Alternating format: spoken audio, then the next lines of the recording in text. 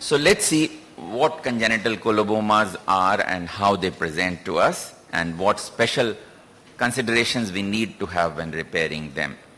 It's a rare clinical entity, but we have a series which is one of the largest in the world, 65 cases so far.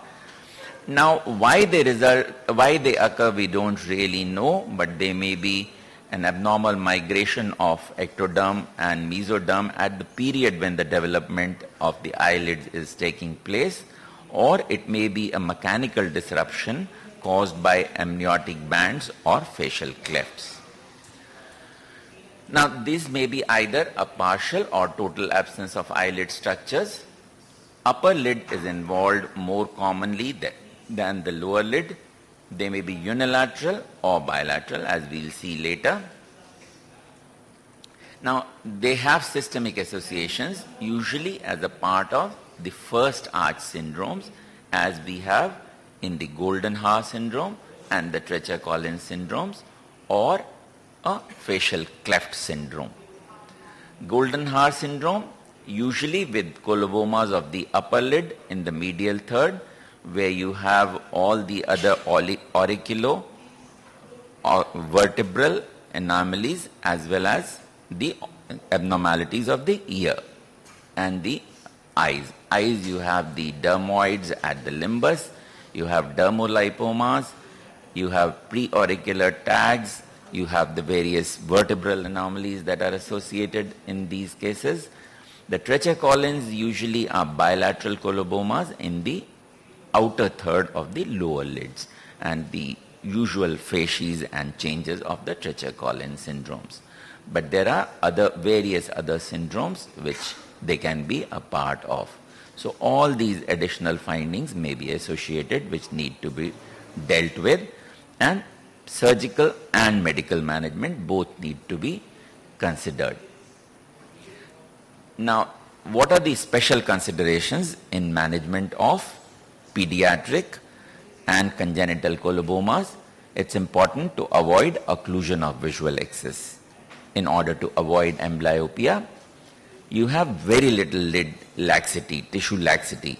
So whenever you do a procedure, especially in infants, if you do a direct closure, it's much more liable to disruptions.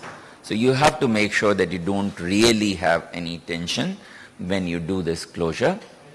And there is a tendency for much greater proliferation of tissues. If you put in a mucous membrane graft, there is a excess proliferation. So, and tendency to recurrence of palpebrocorneal conjunctival adhesion. There is a much greater tendency to scarring in these children than in the adults. So we'll just show you which are more common and which we need to deal with more often.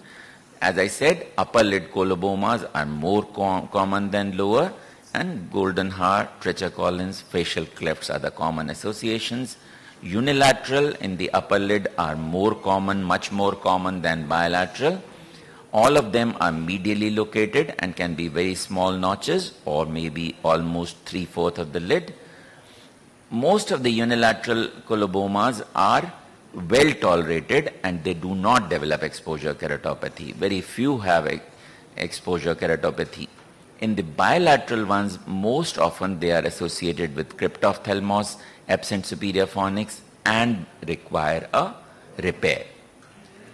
So upper lid colobomas, if there is no exposure keratopathy, they may have a normal superior fornix, but most would have a bilateral cryptophthalmos as well.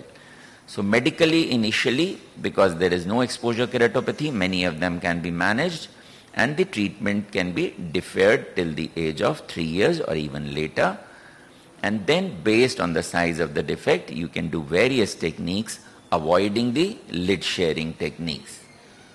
So this is an example of a coloboma here which has been repaired after making the edges raw with a Tenzel semicircular flap as shown here, and you can get gratifying results in these patients. Can use a Cutler beard procedure where there is already opacification of the cornea, but you need to take care of these adhesions arising from the cryptophthalmos at the same time, and you can get gratifying results. You can use tarsoconjunctival flaps as well.